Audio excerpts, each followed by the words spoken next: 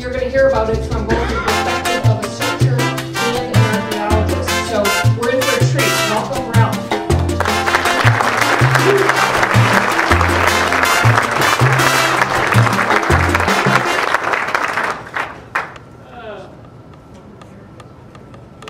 Thank you, Matt.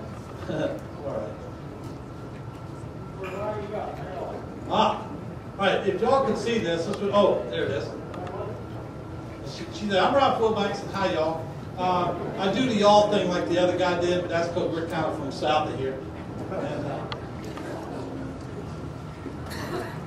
we're going to talk, I guess, tonight about Hunley, and maybe y'all do, or maybe you don't know anything about it. It was the first submarine to sink a warship. Let me see, how's the picture? Like it went up a year. That's all right. Yeah, that's all right. I look like that all the time, Ralph. And, hey, we're here in Columbus, Ohio. This is going to be another live episode, Riding Wave with Dave, and special guest, Ralph Wilbanks. Oh, hello.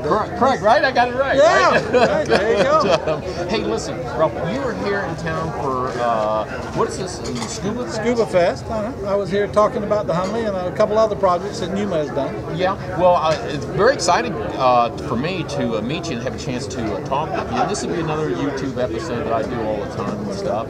And why don't you go ahead and let the audience know about yourself. Give them a little background, a little bit of flavor, and then we'll talk about tonight. Well, I'm an underwater archaeologist. I do survey work. I run side scan sonars and magnetometers. I work for Clive Cussler's organization, National Underwater and Marine Agency at Numa, which is this fictional thing in his books, but it's a reality. We look for shipwrecks, and I'm here to talk about the Hunley and some other projects we've done.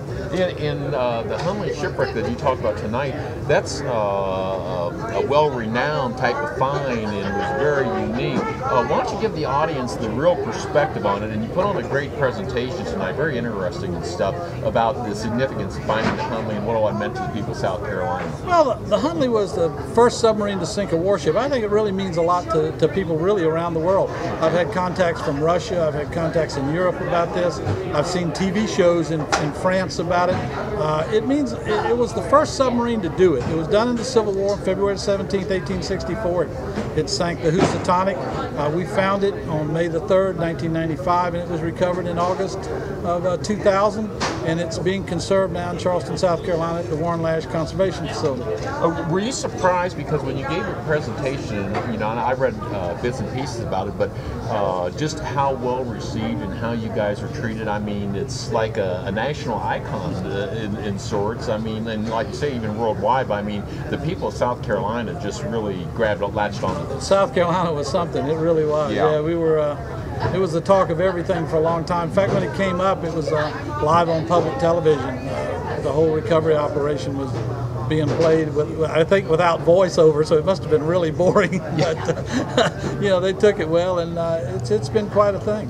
Now, I was kind of impressed with the.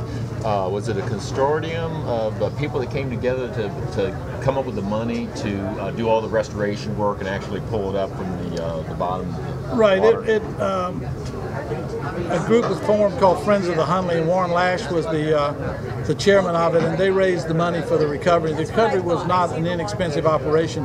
Oceaneering was involved from the commercial side, and there were National Park Service and the Naval Historical Center provided underwater archaeologists for the archaeological side of it. It's been a well-funded project, but then like everything else now, you know, times are tight and times are hard. But, yeah. You know, it's still coming along, and it's in conservation, and someday it'll be on exhibit. Okay. Now, do you have any kind of date, like when you think they might actually have it ready for people to go in and take a look at it?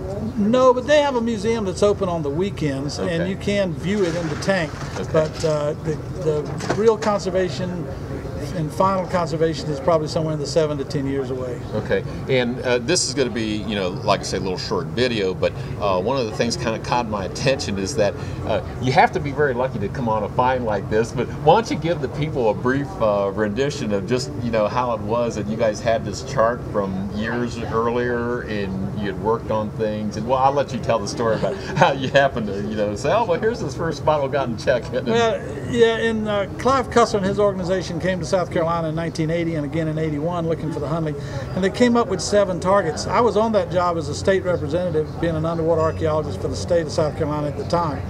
And time kind of passed. Clive went on to do some other things. In 1994, the state of South Carolina convinced him to come back, and he would relocate those 7 targets. He hired me to do it. I'd left the state and was doing contract archaeology, and so we went out with some help from my wife, figuring out a numbering system that was kind of strange. We relocated the 7 targets, and one of them wasn't there anymore. Had been drug off by shrimpers. 2 were too small to be the Hunley, and the 4 that we put the state on, they said, well, we don't know what it is, but it's not the Hunley. After we had surveyed pretty much all the area again through the fall and the winter of 1994 and into the winter of 1995, we realized that before this thing got totally out of hand, we needed to go back and find out exactly what those 4 targets were. And the first one we went back to turned out to be the Hunley. It was buried under a couple of feet of sand and about 27 feet of water. I don't blame you on that. But well, that had to be really exciting. That was the first, and this guy could cut all that stuff out. But yeah, don't do anything, but don't mess with the drink. Yeah, you don't mess with a diver in his rum. You don't mess with that. Oh my God, this better be cut out. Yeah. That's all right. I played a biker crowd anyhow, so it don't matter. Yeah, but my wife might see this. Okay. Forget the ship. Yeah. But it's funny. But I mean, that was really wild because when you're telling the story, you guys are just preparing breakfast or lunch or something, and all of a sudden you think you hadn't even got settled in, and all of a sudden, boom, you figured out that you found it. We went out one morning on the 3rd of May of 1995 to look at the one new target that we had found. Okay. We expected it to be buried. We figured it would take all day to dig it up. We dropped down on it on a buoy, and turned out it was exposed on the bottom. It was part of a shrimp boat winch system, and probably fairly modern. And we said, well, we're getting paid for the full day. We better go do something else. So we decided to go back, and we just picked this target as the first one to go back to. We had Wes Hall on the boat with me and Harry Pecorelli. And Harry, it was his first day working with us, so it's kind of hard to top that. When you're a young underwater archaeologist, to find the Hunley on your first day out working is a pretty good job.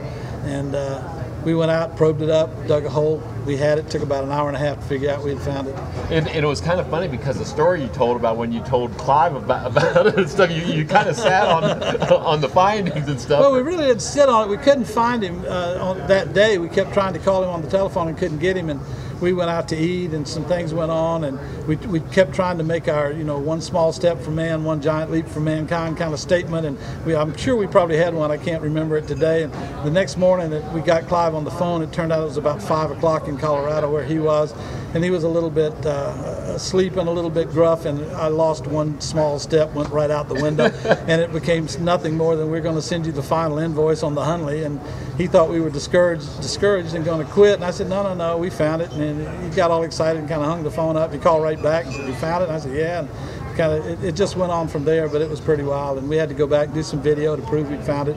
Other people had claimed finding it. We wanted to prove that we had found it, and so that's kind of the way it went. Wow, and the rest is history. So what are you doing nowadays then? I know you're still active, and you still do diving too. Oh, sure. And, okay. We do diving and surveying work still, and I do a lot of contract work for other people, but I still work for Clive and Numa. Okay. We're in Michigan, Lake Michigan, about 6 weeks a year looking for Flight 2501, which was a Northwest flight that crashed in 1950 with a loss of life of 58 people, and it was at the time America's largest plane disaster. Oh, wow. And we're just trying to find it, just kind of the end of mystery, and we're working over in England in the North Sea looking for John Paul Jones' ship, the Bonhomme Richard. We've been over there about 8 years. I mentioned in my talk tonight that we did 1,100 line miles looking for the Hunley.